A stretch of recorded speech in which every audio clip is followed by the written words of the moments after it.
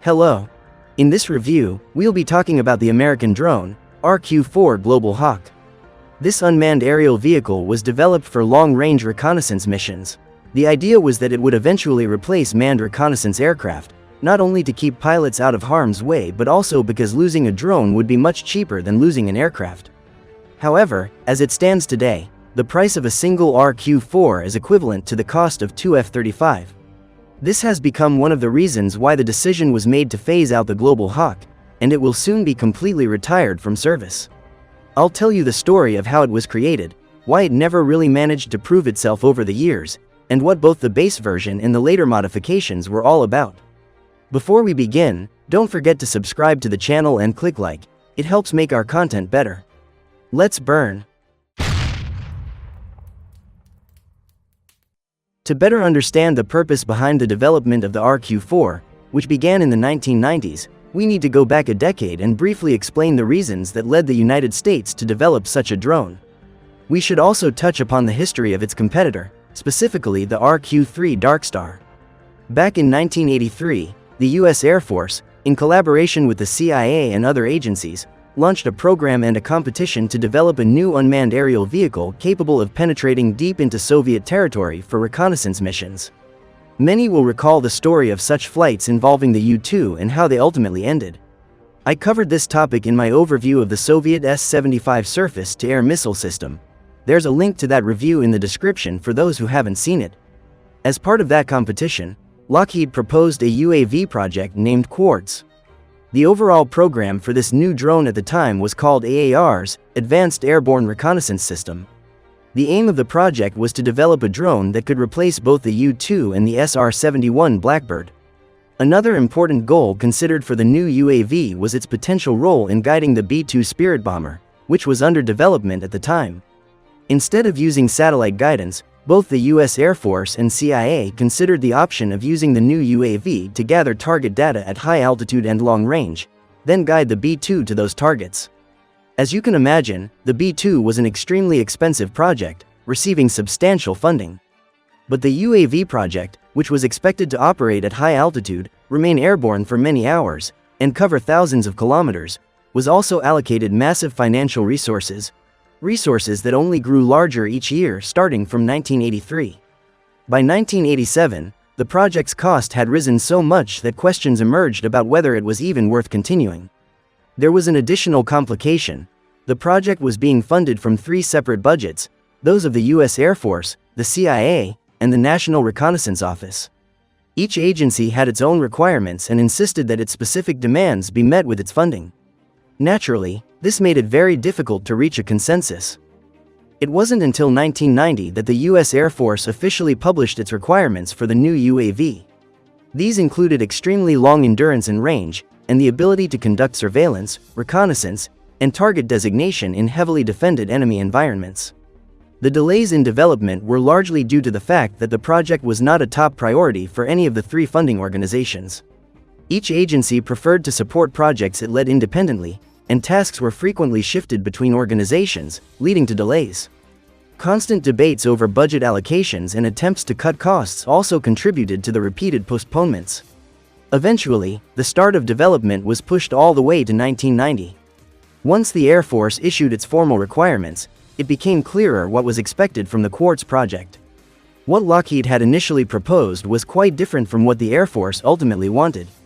According to the Air Force specifications, the new UAV needed to have a 60-meter wingspan and be capable of remaining in the target zone for up to 40 hours to guide the B-2 bomber to its targets. After crunching the numbers, it turned out that the cost of producing a single drone under 1990 conditions would be around $1 billion. For comparison, the B-2 today costs just over $2 billion, meaning one Quartz drone would cost about half as much as a B-2, a staggering sum for an unmanned aerial vehicle. By 1990, a number of other advanced aircraft development programs, including those focused on reconnaissance, had been shut down. Despite the high cost, the Quartz project was not cancelled. Instead, it was decided to pair Lockheed with Boeing, whose own aircraft project had been terminated during the same period. Lockheed was to develop the airframe and overall drone structure, while Boeing would be responsible for designing the wing and control surfaces. Loral Corporation was tasked with developing the internal systems and electronics. Initially, the plan was to build 10 drones without producing any prototypes, just 10 full production UAVs. However, Lockheed identified significant risks in this approach, as it required developing many new components, structural elements, and internal systems from scratch. Therefore, everything would need to be thoroughly tested before entering production. Then, a major obstacle arose for the Quartz project: the Soviet Union, and more precisely, its collapse. Following the dissolution of the USSR, the US determined that funding many espionage-related projects no longer made sense, including the new UAV initiative. In late 1991, the US State Department intervened, declaring that due to its classified nature, the Quartz drone would not be authorized to operate over Russian territory unless the enemy air defense system had first been significantly suppressed. This fundamentally contradicted the original intent of the program. By the end of 1992, the program was cancelled entirely. It was decided that it would be simpler and more cost-effective to develop less complex UAVs that would be cheaper and designed to fulfill more modest goals. The AAR's program was also shut down.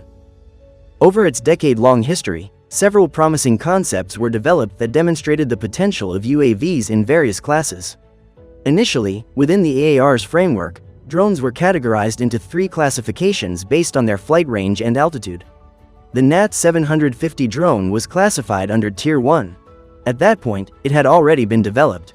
This category included UAVs capable of flying at low altitudes over long distances. Tier 2 included drones such as the MQ-9 Reaper. These UAVs are designed for medium-altitude flight and long range. However, the MQ-9 hadn't been developed yet at that time. Its predecessor, the MQ-1 Predator, also a Tier 2 drone, was introduced into service during the 1990s. Despite these developments, there was still a need for a drone like the Quartz, capable of flying at high altitudes and over very long distances. This type of UAV falls into the HALE category, high altitude, long endurance, which is exactly what the name suggests. It was classified under Tier 3. However, drones in the Tier 3 category were now envisioned primarily for use in regional conflicts, even in scenarios where the enemy possessed moderate air defense capabilities, such as Iraq in 2003. Even then, it was estimated that the drone's wingspan would be reduced to 45 meters, yet the production cost would range between $150 million and $400 million per unit, a price still considered prohibitively high. As a result, the Tier 3 UAV development program was split into 2 separate projects. The first aimed to develop a stealth-capable UAV with high altitude and long-range capabilities. This was classified as Tier 3-. The second aimed to develop a similar UAV, but without stealth technology, essentially a less low observable version. This was classified as Tier 2+. The reason for this division was the proposal submitted by Lockheed and Boeing. They offered a design based in part on the original Quartz project, but with major upgrades to meet the new requirements. A direct agreement was signed with them, under which they would exclusively develop the Tier 3- drone, without participating in the Tier 2+ program. Both projects were placed under the oversight of DARPA, the Defense Advanced Research Projects Agency, and were now being funded from the federal budget. Notably, a cost cap was set for future drones. Their price per unit could not exceed $10 million. In 1994, both programs were officially launched, with just over $200 million allocated for the development of the 2 UAVs. It's worth noting that while Lockheed and Boeing jointly worked on the Tier 3- drone, the Tier 2+ project received 14 separate bids. Of those, 5 companies were ultimately selected for further development. A year later, in 1995, the competition was won by Ryan Aeronautical, a company then part of Teledyne and later acquired by Northrop Grumman in 1999. Teledyne Ryan Aeronautical proceeded with the development of the new Tier 2+ UAV, while Lockheed and Boeing focused on the Tier 3- drone. The U.S. Air Force was brought into the project to define their requirements for the new UAVs. In 1995, major debates began. The $10 million price tag per drone surprised everyone. Experienced professionals across various organizations understood that it was impossible to integrate any meaningful technology into an aircraft intended to meet the outlined requirements for such a low cost. The U.S. Air Force criticized DARPA for significantly underestimating the price of the new UAVs. As a result, Both the program's overall cost and the unit cost of the drones were revised upward multiple times. During the same period, several lobbying groups emerged, arguing that the Tier 3 UAV project should not have been split into two and should instead be developed as originally envisioned, under the Tier 3 category. This led to the informal introduction of a Tier 4 category. However, the Tier 4 category ultimately led nowhere. Its requirements and projected costs closely mirrored those of the now cancelled AAR's program. Once the lobbyists were shown the true cost such development would impose on the budget, they had to abandon their proposals in favor of continuing the two separate projects. This brings us to the conclusion of the Tier 3- UAV story. In 1996, Lockheed and Boeing conducted the first test flight of their RQ-3 Darkstar UAV. It turned out to be highly problematic. The initial prototype tests revealed several shortcomings, and during the second flight test, the prototype crashed. Subsequent test flights were also largely unsuccessful. By 1998, the project was recommended for cancellation due to its high cost and lack of necessity. Preference was given to the simpler and more promising project by Teledyne Ryan Aeronautical, and the remaining funds were redirected to support that effort. In 1999, the RQ-3 Darkstar program was officially terminated. Lockheed Martin had independently produced several prototypes, but the drone was never adopted by the U.S. Air Force. This was not the case with the Teledyne Ryan Aeronautical project. In 1995, the company began full-scale development of its UAV, which was designed to remain airborne for over 24 hours, cover a distance of more than 5,000 kilometers, and reach altitudes of up to 20,000 meters. Another key requirement was for the drone to carry a payload of up to 680 kilograms. As previously mentioned, many began to understand that $10 million per UAV was an unrealistic price. A new cost target was set. The full production cost, including all components, should not exceed $13 million per unit. In 1997, the new UAV was officially named the RQ-4 Global Hawk and was publicly presented the same year. Initially, 5 pre-production units were ordered, and testing began in 1998. Between 1998 and the end of 1999, all 5 UAVs were delivered for testing. As with the RQ-3, the tests did not all go smoothly. One RQ-4 prototype crashed in 1999.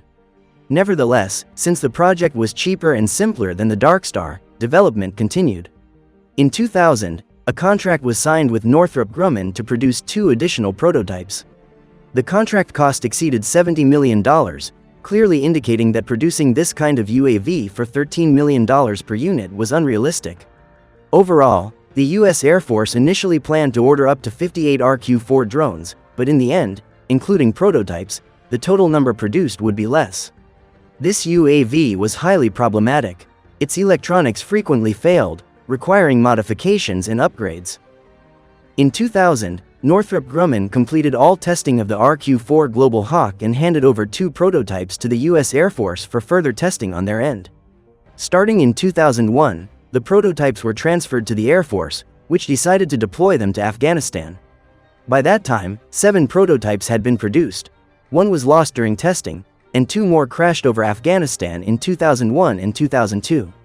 This left 4 pre-production units. Nevertheless, this did not prevent the UAV from being essentially adopted in 2001, and in 2002 an order was placed for the serial production of 2 more drones and 1 ground control station. The contract was valued at just over $100 million. Both drones were delivered to the Air Force in 2003, and later that year, an additional 6 were ordered. By 2006, a total of 15 RQ-4 Global Hawks had been produced. 7 prototypes and 8 serial units. That same year, the UAV was deployed in Iraq, where it demonstrated its capabilities during combat operations. As a result, a decision was made in 2003 to begin development on an improved version. The baseline model was designated RQ-4A, and the upgraded version became known as RQ-4B. The baseline version was also referred to as the Global Hawk Block 10, while the upgraded version was designated Global Hawk Block 20. In 2007, the Block 20 variant began flight testing, and by 2009, deliveries to the U.S. Air Force commenced. That same year, work began on the Block 30 modification, officially called the RQ-4B Global Hawk Block 30. It achieved operational readiness in 2011, and serial production was ordered that same year. It was also at this point that the decision was made to retire the original RQ-4A. In 2012, work began on yet another version, the RQ-4B Global Hawk Block 40. It entered operational service in 2015. I'll explain the improvements made in each version in separate sections. In total, the U.S. Air Force procured 45 RQ-4 UAVs across all variants. In 2022, a decision was made to begin phasing them out of service. By that time, only 9 Block 40 drones remained in service. All others had either been retired or lost. The U.S. aims to fully discontinue use of the Global Hawk by 2027. As of 2025, the cost of one RQ-4B Global Hawk Block 40 is $220 million. This includes the drone itself, various payloads, and 2 ground control stations. As you can see, the price has far exceeded the original target of $10 million per unit. That concludes its story. Now let's take a closer look at the baseline version. The baseline version of the RQ-4A Global Hawk Block 10 differs in length and wingspan from later models. This version is smaller and lighter. The drone is 13.53 meters long, with a wingspan of 35.42 meters and a height of 4.64 meters. Its empty weight is 4,173 kilograms. It can carry up to 861 kilograms of payload. The maximum takeoff weight is 11,611 kilograms. At the rear is a Rolls-Royce North America A3007H turbofan engine producing 3,450 kilograms force of thrust. The drone is capable of flying at a maximum altitude of 19,800 meters and covering a maximum distance of 21,720 kilometers. Its top speed is 648 kilometers per hour, and it can stay airborne for approximately 36 hours. The Global Hawk is equipped with a tricycle landing gear system that retracts automatically after takeoff. The airframe is made of composite materials. It is fitted with an inertial navigation system and a GPS receiver. Onboard equipment includes a synthetic aperture radar with a moving target indicator, as well as electro-optical and infrared sensors. It is also equipped with an ANALR-69 radar warning receiver and an ANAL-5 countermeasures system.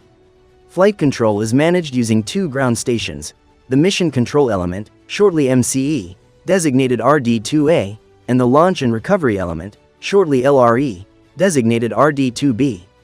Essentially, these are 2 metal containers, each housing operators. The LRE hosts 1 operator, while the MCE hosts 2. The LRE operator is responsible for uploading mission data to the UAV and for takeoff and landing. The MCE includes 1 operator for flight control during the mission and another who manages the sensor systems and monitors the visual data. The LRE has 2 displays, while the MCE has 4. In principle, both takeoff, landing, and full flight operations can be handled from either station. This flexibility was considered more convenient given the complexity of the overall system. The improved Block 20 version of the RQ-4B Global Hawk measures 14.5 meters in length, with a wingspan of 39.9 meters. The maximum takeoff weight was increased to 14,630 kilograms. The engine remained the same. The increase in size and weight affected performance. The drone's top speed is now 574 kilometers per hour, and its maximum flight altitude is 18,300 meters. However, it can still remain airborne for up to 34 hours. The payload capacity was increased to 1,360 kilograms. This version was equipped with a new radar, enhanced sensors, and an upgraded moving target surveillance system. 5 RQ-4B Block 20 drones were converted into airborne communication relay platforms. They were outfitted with the multifunctional BACN system, Battlefield Airborne Communications Node, which allowed for long-distance signal relay. These modified drones were designated EQ-4B. However, all 5 were retired from service in 2021. The next version, Block 30, retained the same dimensions as the Block 20. It was equipped with improved electro-optical and infrared sensors, an upgraded synthetic aperture radar, and a special adapter that allows it to carry a variety of payloads used on other reconnaissance aircraft.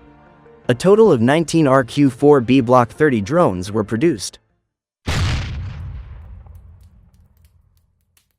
The most significant changes were introduced in the fourth version of the drone. This variant was equipped with a phased array radar, developed under the MPRTIP program, Multi-Platform Radar Technology Insertion Program. The goal of this program was to create next-generation radar systems for airborne platforms. In the end, only this drone received the new radar developed under MPRTIP. New sensors were also installed, enabling the system to deliver higher quality imagery both during the day and at night. An upgraded navigation and control system was implemented. This drone can track both stationary and moving ground targets, as well as detect aerial targets, including cruise missiles, and transmit this data to the operator's display. The ground control stations were also upgraded.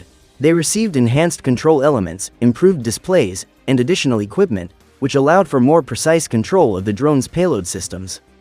A total of 10 RQ-4B Block 40 drones were produced, 9 of which are still in service with the U.S. Air Force. This was expected to be a highly promising platform that would replace traditional reconnaissance aircraft for many years. However, for a number of reasons, this drone arrived too late, at a time when the nature of intelligence gathering had already evolved, relying on new methods and different tools. So, that was the story of the RQ-4 Global Hawk. I hope this video was interesting and informative for you. Don't forget to subscribe to the channel and click like. That's all from me, wishing you peaceful skies. Goodbye.